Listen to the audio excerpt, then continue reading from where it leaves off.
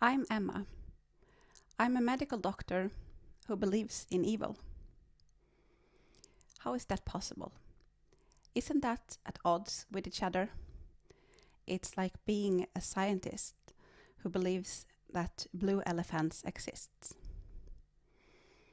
In the end of my 21-year-long abusive relationship, I did see a man who was grappling with evil and lost. In January 2023, after he had resigned himself from his new work after only being there for 2 weeks, he came home to our apartment. Our kids were having a sibling argument, and he tried to resolve it. It didn't work that well. Our 6-year-old daughter was screaming and crying.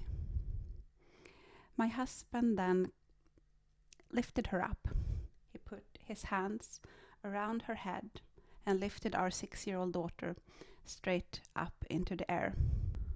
He had a horrible expression on his face as he stared at her. Luckily, I was right next to them, and I told her to put her down immediately and leave. In the evening, when he came home, I asked him, "Why were you lifting our daughter up like that?" And he told me that I was going to crack her neck. He confided in me during the months to follow that he was grappling with thoughts and fantasies about ending his genetic heritage. That would mean the kids and me and himself. Now, our relationship did not start out like this.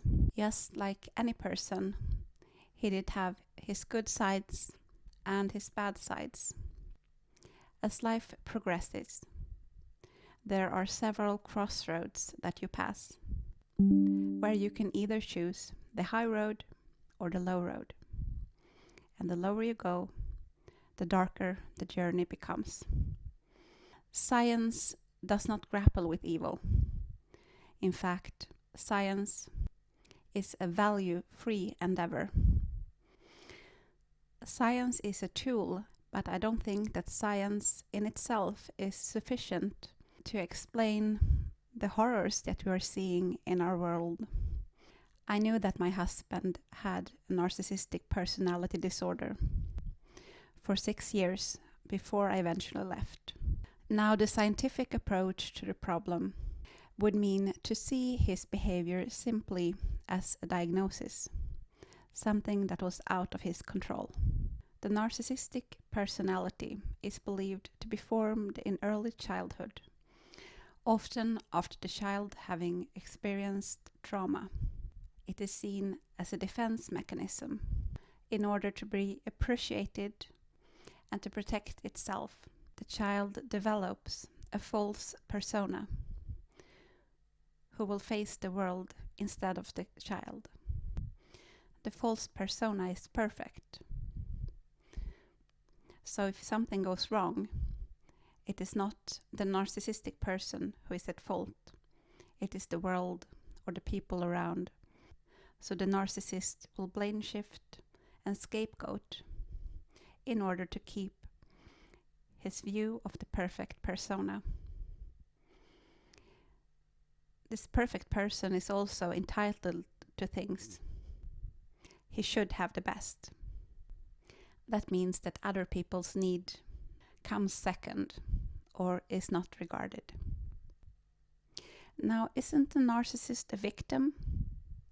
He's a victim for the circumstances in his early life and of the people who victimized him. How do we find the source to this problem? Let's say that you right now got a phone call that the person you care most about in the whole world has just been admitted to the hospital with a terrible injury. I bet you would run out to the nearest car and try to get to the hospital as soon as possible. Blind to everything around you but your own pain and fear, you would perhaps cross a red light. You would don't look twice at the beggar at the corner. And perhaps you would really annoy some people when you ran into the elevator and pressed the button without holding it up for the next person. When you become really self-absorbed, other people's concerns become secondary. But being self-absorbed is not the same as purposefully committing dark actions in order to feel superior. In November 2022, a man from Turkey was sentenced to jail.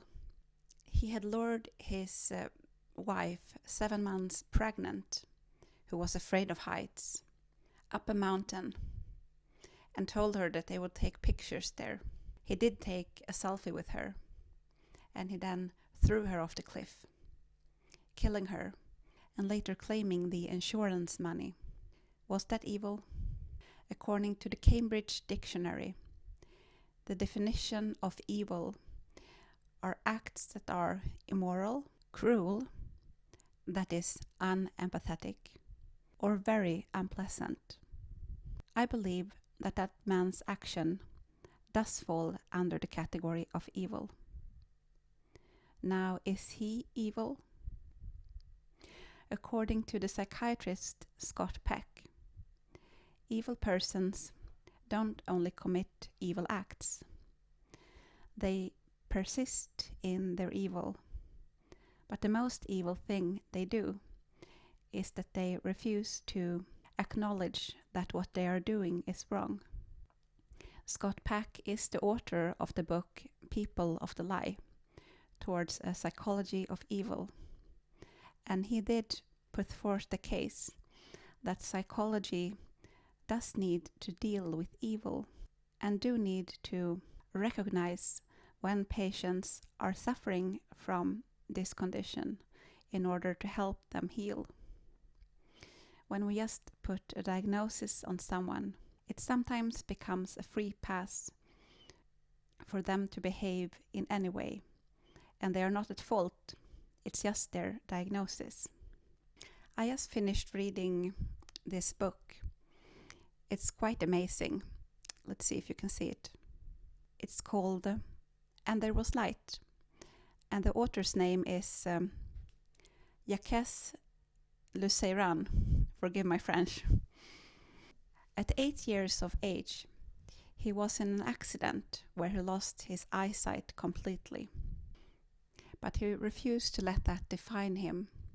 He continued to play with his friends, holding on to their hands as they ran. And with the help of his mother, he did find a way to continue to go to the regular school. He would listen to the teacher during the lectures, and he practiced his memory so that it became incredibly sharp. When World War II came and the Germans invaded France, Jacques writes that he did realize that fascism and Nazism were evil. They were opposing the force of life, if you call that force God or something else. Fascism was opposed to human freedom, and its aim was to subdue humanity. It is actually the same definition that Scott Peck uses to define evil. That force that wants to kill the human spirit, its independency, to crush the confidence, and to hurt.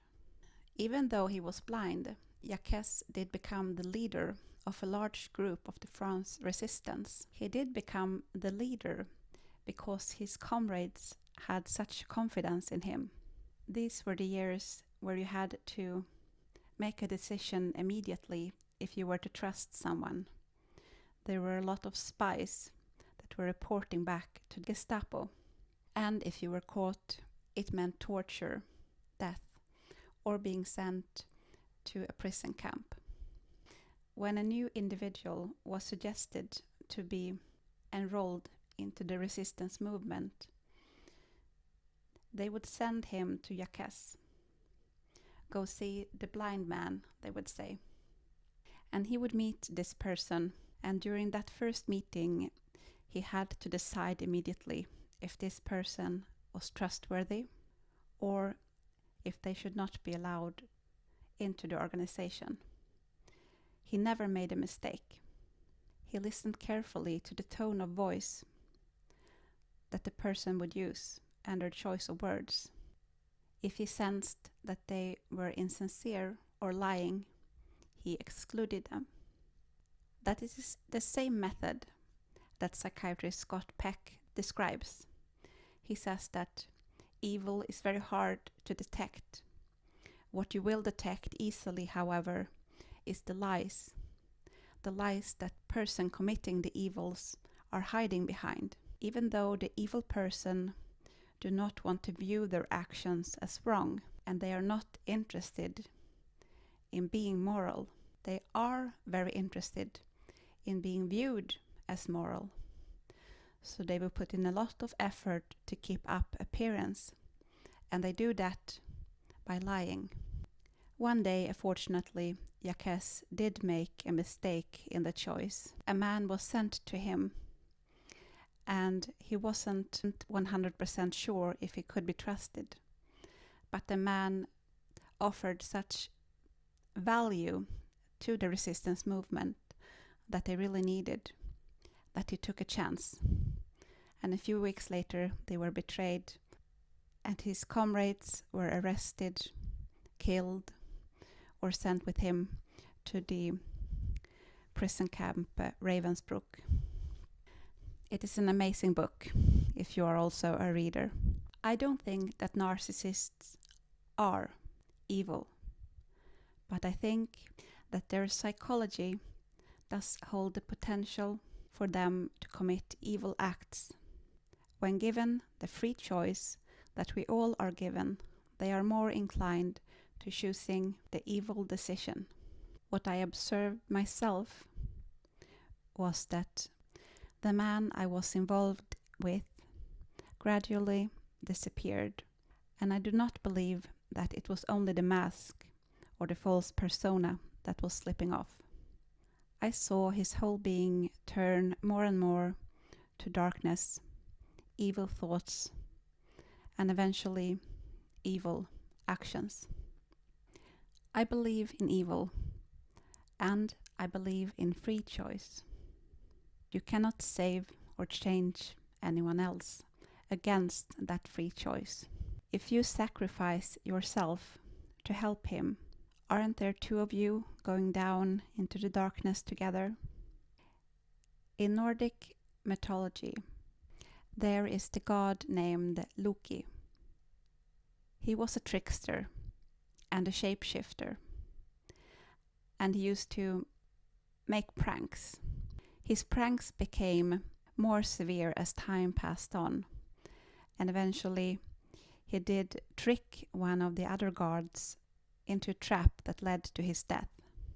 As a punishment for his evil way of living, he was expelled into the underworld, where he would be forever bound. And over him the gods put a snake, and the snake drips its venom slowly down onto Loki's body. However, Loki had a faithful wife called Sigyn, and she followed him down to the underworld freely. And as the myth says, she still stands there with a large bowl, holding it up under the serpent to collect the dripping venom. Every now and then she has to empty the bowl, and when she goes to do that, the venom drips down on Loki's body, and it is so painful that he starts to pull his chains, and that is why earthquakes arises. In the end of my relationship, I did feel like Sigyn.